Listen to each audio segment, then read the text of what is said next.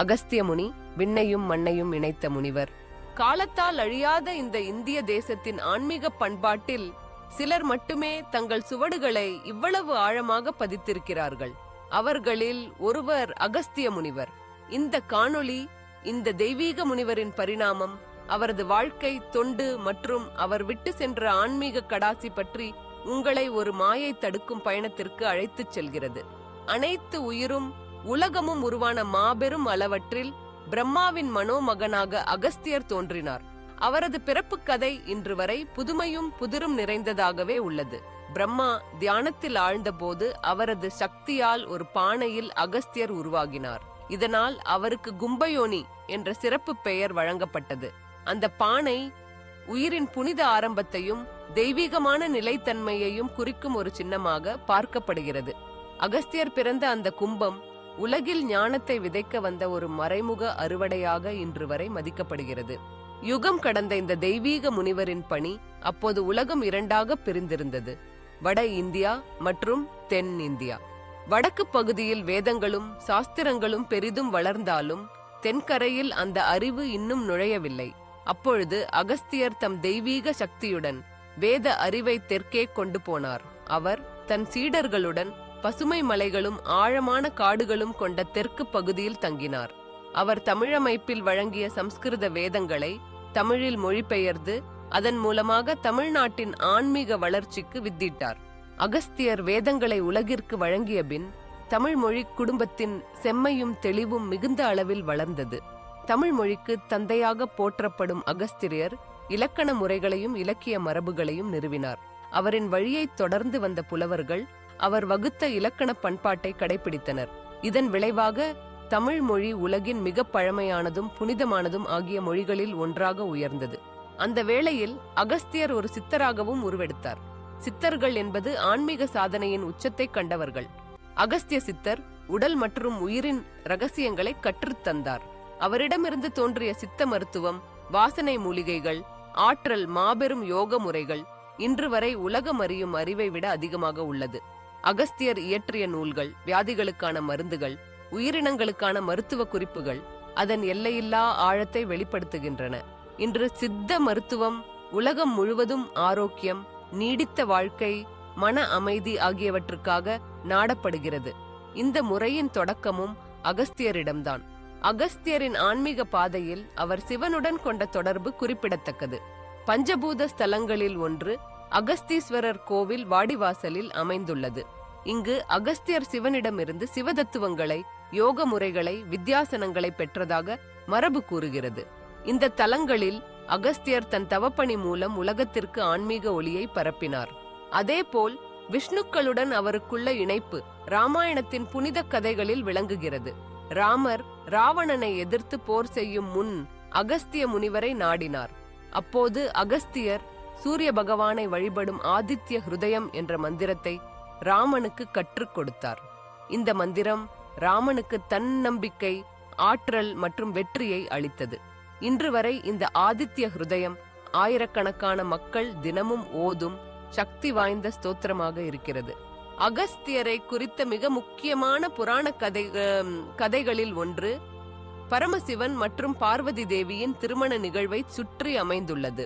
இந்த திருமணம் கைலாய பர்வதத்தில் மிகவும் வியப்பூட்டும் தெய்வீகமான ஒரு மகா விழாவாக நடைபெற்றது. அந்த நேரத்தில் உலகம் முழுவதிலும் உள்ள தேவர்கள், முனிவர்கள், கந்தர்வர்கள், யட்சர்கள் மற்றும் அனைத்து புனித சக்திகளும் அந்த திருமண விழாவை காணும் எண்ணத்தில் வட திசையில் உள்ள கைலாய மலையில் திரண்டனர். இதில் ஏற்பட்ட பெரும் கூட்டத்தினால் பூமி வடக்கு பகுதியில் அதிக சுமையை அனுபவிக்க ஆரம்பித்தது. இதன் காரணமாக பூமியின் நிலைநிலை பொலாரிட்டி பாதிக்கப்பட்டு அது வடக்கு திசைக்கு சாய ஆரம்பித்தது. இந்த நிலைமையை உணர்ந்த சிவபெருமான் விஸ்வபரிய செம்மையை நிலைநிறுத்த வேண்டிய கடமை உணர்ந்து அகஸ்திய முனிவரிடம் மிகுந்த பாசத்துடன் ஒரு பெரிய பணியை ஒப்படைத்தார். சிவன் அகஸ்தியரிடம் தெற்கு திசைக்கு செல்லும் பணியை அழைக்கச் செய்தார். அதன் மூலம் அவர் மேற்கொள்ளும் தவம் மற்றும் தெய்வீக சக்தியின் ஊடாக பூமியின் சமநிலையை மீண்டும் நிலைநிறுத்த முடியும் என அருளினார். அருள் பெற்ற அகஸ்தியர் சிவபெருமானின் கட்டளையை தலைவணங்கி செவிமடுத்தார். உடனே தன்னுடைய சக்தியால் நிரம்பிய தவ வழியை பயன்படுத்தி தெற்கு திசைக்கு செல்லத் தொடங்கினார். தெற்கே சென்று பாபநாசம், திருநெல்வேலி, அப்பர் குன்றம், அகஸ்தியமலை போன்ற தெய்வீக தலங்களில் தவம் செய்து தனது ஆனந்த சக்தியை பூமியின் அதிபாதியில் நிலைநிறுத்தினார். இதனால் பூமி மீண்டும் சமநிலை பெற்றது. அவரது இந்த அரிய செயலால் அவர் வெறும் ஒரு முனிவராக மட்டுமல்லாமல் விண்ணையும் மண்ணையும் இணைக்கும் ஆற்றல் கொண்ட ஒரு பரமஞானியாக, சமநிலை சஞ்சாலனத்தை தடுத்த சக்தியாகவும் கருதப்பட்டார். இந்த கதையின் முக்கியத்துவம் அகஸ்தியர் வெறும் ஞானியாக மட்டுமல்லாமல் உலகின் இயற்கை சுழற்சிக்கும் பங்காற்றிய ஒரு தெய்வீக சக்தியாகவும், சகல மானுடர்களும் பக்தியுடன் வணங்க வேண்டிய ஆழ்ந்த தன்மையுடைய முனிவராகவும் விளங்குவதை வலியுறுத்துகிறது. இதன் மூலம் அவர் விண்ணையும் மண்ணையும் இணைத்த சமநிலையின் கடவுளாக போற்றப்படுகிறார். இந்த கதைகள் அனைத்தும் இந்தியாவின் பல புனித தலங்களில் இன்னும் வாழ்கின்றன. அகஸ்தியர் வழிபட்ட அகஸ்தீஸ்வரர் கோவில் தமிழ்நாட்டில் நாகப்பட்டினம் மாவட்டத்தில் அமைந்துள்ளது. இந்த கோவில் சுவாசிப்பதைப் போலவே ஆன்மீகம் நிறைந்தது. இங்கு அகஸ்தியர் மற்றும் அவரது துணைவி லோபமுத்திரை வழிபடும் சிற்பங்கள் 1000 ஆண்டுகளை கடந்தும் அழிவில்லாமல் இருக்கின்றன. மேலும் நாசிக் அருகே உள்ள அகஸ்திய ஆசிரமம் அவரது தவத்தின் நினைவாக வாழ்கிறது. இந்த புனிதமான இடங்களில் தினமும் ஆயிரக்கணக்கான பக்தர்கள் வந்து இறைமையை அனுபவிக்கின்றனர். அகஸ்தியர் விட்டுச் சென்ற பூஜை முறைகள், வித்யாசனங்கள், மந்திரங்கள் இன்று வரை இந்தியாவின் பல கோவில்களில், வீட்டு பூஜைகளில், யாகங்களில் ஒலிக்கின்றன. அவரது புகழ்பெற்ற மந்திரங்களில் ஒன்று அகஸ்தீஷாய நம் என்றது.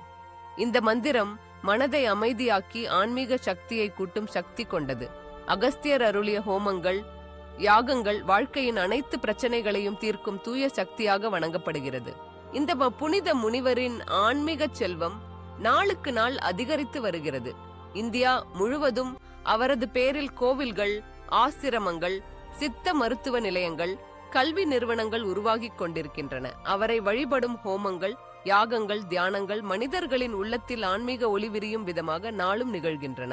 அகஸ்தியர் என்றாலே தமிழ் மொழியின் தந்தை, சித்த மருத்துவத்தின் முதன்மை அறிஞர், வேதங்களை தெற்கே கொண்டு போன ஆன்மீக பெருந்தகை என எல்லாம் நினைக்கப்படுகின்றது. ஆனால் அதைவிட அவர் விண்ணையும் மண்ணையும் இணைத்த தெய்வீக பாலமாகவே என்றும் போற்றப்படுகிறார். அவரது வாழ்க்கை, அவரது சாதனை, அவரது ஆன்மீக வழிகாட்டுதல் 1000 ஆண்டுகள் கடந்தும் இன்னும் புதியதாகவே உலகத்திற்கு ஒளிவிளக்கும். இப்படி அகஸ்தியர் உலகின் எல்லா உயிர்களுக்கும் அறிவும், ஆன்மீகமும், ஆரோக்கியமும், ஒளியும் தொடர் வழிகாட்டியாக இன்று வரை வாழ்ந்து கொண்டிருக்கிறார். அவரது பாதையில் நாம் பயணிக்க அவரது அருள் நமக்கு என்றும் துணையாக இருக்கட்டும். பண்டைய வேதங்கள் ஒலிக்கும், பழமையான சங்கீதம் பின்னணியில் இசைக்க அகஸ்தியரின் ஆத்ம சக்தி நம் உள்ளங்களை தீண்டட்டும். இந்த பயணம் முடிவடைவதற்கில்லை. அகஸ்தியர் காலம் கடந்தும் விண்ணும் மண்ணும் இணைக்கவும் ஆன்மீக சேதுவாக போற்றப்படுவார்.